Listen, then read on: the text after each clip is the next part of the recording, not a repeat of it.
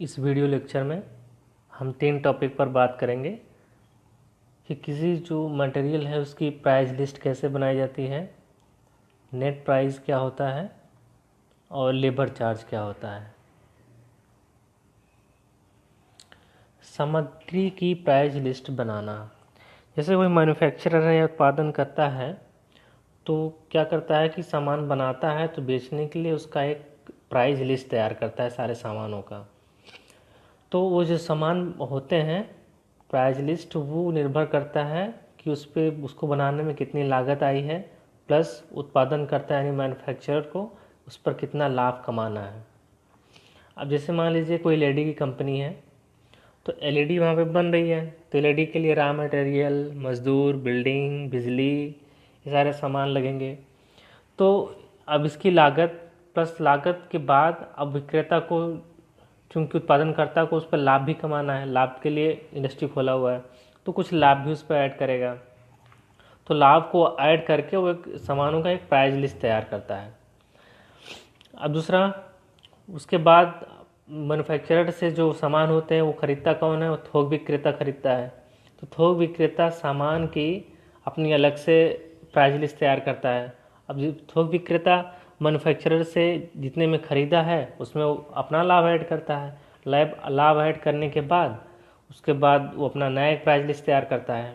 इसी तरह से थोक विक्रेता से रिटेलर सामान को खरीदते हैं, तो रिटेलर जितने में सामान खरीदा उसमें अपना लाभ ऐड करके वो अपना नया एक प्राइस लिस्ट तैयार करता है। यानी कि जो प्राइस लिस्ट है एक ही सामान के उत्पादनकर्ता का प्राइस लिस्ट, यानी उसका जो कीमत है अलग होगा। जो थोक विक्रेता है उसका अलग होगा, उसी हिसाब से रिटेलर है तो उसी सामान की वो अलग प्राइस लिस्ट तैयार करेगा। तो यानी उत्पादनकर्ता एक प्राइस लिस्ट तैयार किया, थोक विक्रेता तैयार किया और रिटेलर तैयार किया, उनका अलग कीमत होती है प्राइस लिस्टों की। इसी तरह से जो ये प्राइस लिस्ट तैयार की जाती है तो ये मौसम पर भी निर्भर करती हैं। जैसे फ़ैन है तो फ़ैन ठंडी में काम आने वाला है नहीं, तो ठंडी में उसकी फ़ैनों की जो प्राइस लिस्ट तैयार की जाएगी, विभिन्न प्रकार के विभिन्न वाटेज के जो फ़ैन होंगे 60 वाट, 40 वाट या अलग अलग जो भी फ़ैन होंगे तो उनकी अलग प्राइस लिस्ट होगी। इसी प्रकार से अगर एसी है, एसी भी ठंडी में नहीं काम आती है तो गर्मी में काम आती है, तो गर्मी में उसका कीमत कुछ और होगा, ठंडी में कुछ और होगा। कूलर हो गया, तो ऐसे बहुत सारे सामान हैं जो एक सीजनल वाइज काम में आते हैं, तो उनकी प्राइस लिस्ट सीजन के हिसाब से बदलती रहती है। तो अब जैसे एलईडी बल्ब है, बल्ब तो हमेशा यूज में आने वाले हैं तो उनके प्राइस हमेशा कांस्टेंट रहते हैं, ज़्यादा परिवर्तन नहीं आता, उनके सीज़न का उन पर असर नहीं होता है।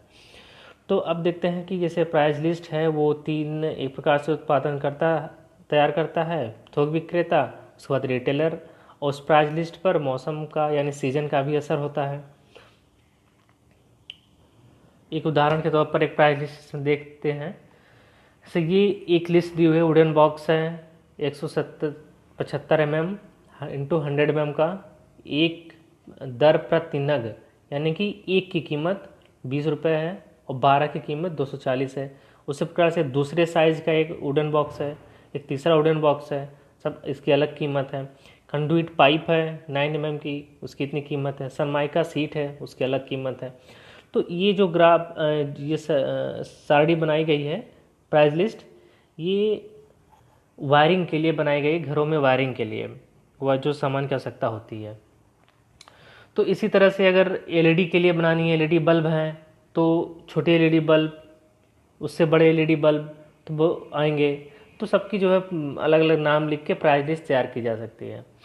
तो अब ये प्राइस लिस्ट जो होते हैं ये इनकी कुछ शर्तें भी होती हैं। इसमें पहला ये कि जो प्राइस होता है वो कुछ प्राइस लिस्ट होता है वो कुछ समय के लिए होता है। जैसे अगर एक बार इंडस्ट्री ने प्राइस लिस्ट तैयार करके दे दिया तो वो कुछ समय सीमा तक का होता है, 6 महीने के लिए वैलिड होगा या 1 महीने के लिए वैलिड होगा, 3 महीने के लिए वैलिड होगा। तो वो एक समय सीमा देता है कि इतने समय तक ये प्राइस लिस्ट रहेगा, उसके बाद प्राइस जो है सामानों की बदल जाएंगी। तो और दूसरी चीज़ उसमें ये भी होता है कि कुछ समय जो सारणियाँ हैं प्राइस लिस्ट हैं उसमें टैक्स को इंक्लूड किया जाता है, कुछ को बिना टैक्स के बनाया जाता है।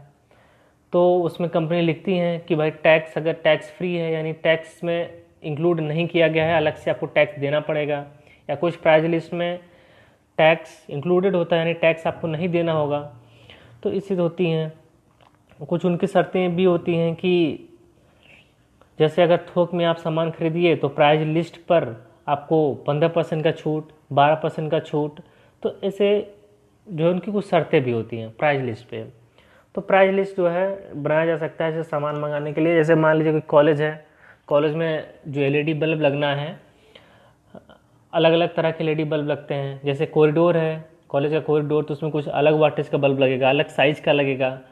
और क्लासरूम है तो उसमें अलग बल्ब लगेगा, अलग साइज़ का, अलग वोल्टेज का बल्ब लगेगा। सीढ़ी है तो अलग का लगे, अलग एलईडी लगेगा उसमें।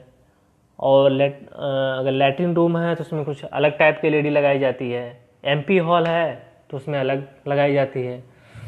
सेमिनार हॉल में अलग से लगाई जाती है लाइट, उसकी व्यवस्था की जाती है। तो सबकी जगह जगह प्लेसेस की एक ही सेम प्रकार की लाइटें नहीं लगाई जाती हैं, विभिन्न प्रकार की लाइटें लगाई जाती है। तो उसका जो है इंडस्ट्री से रिक्वायरमेंट मांगा जाता है कि भाई ये लाइट की ज़रूरत है, तो इंडस्ट्री क्या करती है, उसका एक प्राइस लिस्ट तैयार करके देती है। या थोक विक्रेता से मांगते हैं तो थोक विक्रेता उसका प्राइस लिस्ट तैयार करके देता है।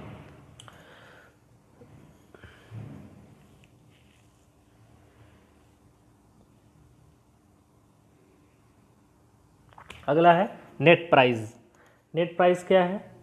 देखिए, नेट जो प्राइस लिस्ट या प्राइस जो होती है किसी सामान की प्राइस, वो एक तो होती है कि उसमें जो लागत हुआ उसको बनाने में, प्लस उस पर जो लाभ कमाया जा रहा है, दोनों को इंक्लूड करके बनाया जाता है।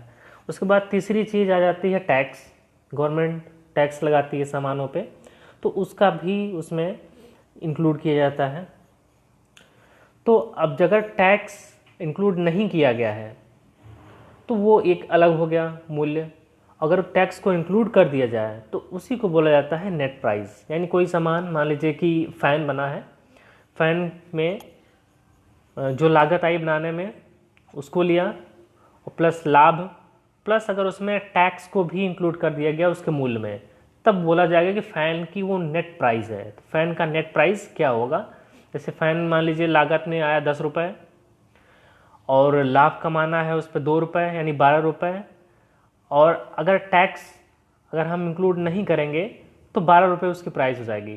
पर अगर हम टैक्स को इंक्लूड कर दें, वहीं पे मान लीजिए 1 रुपये उसका टैक्स हो जा रहा है 13 रुपये, तो वो जो प्राइस हो जाएगा 13 रुपये, वो नेट प्राइस हो जाएगा उस सामान की।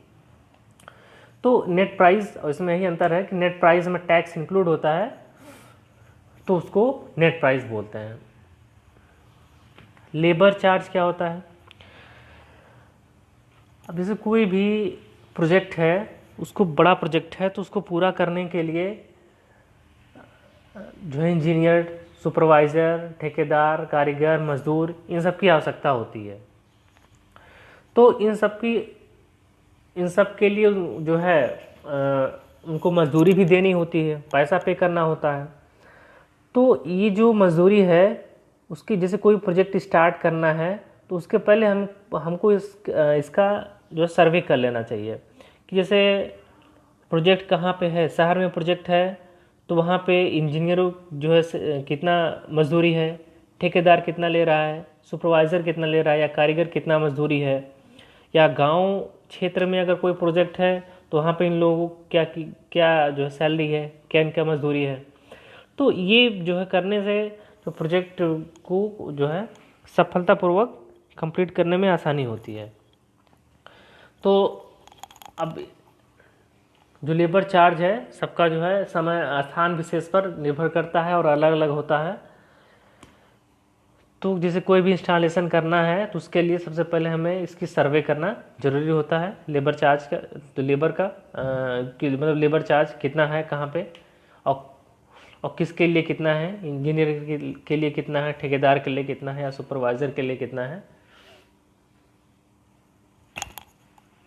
दो क्वेश्चन है, मूल्य सारणी से आप क्या समझते हैं और नेट प्राइस क्या होता है। ये दो को आपको आंसर देना है।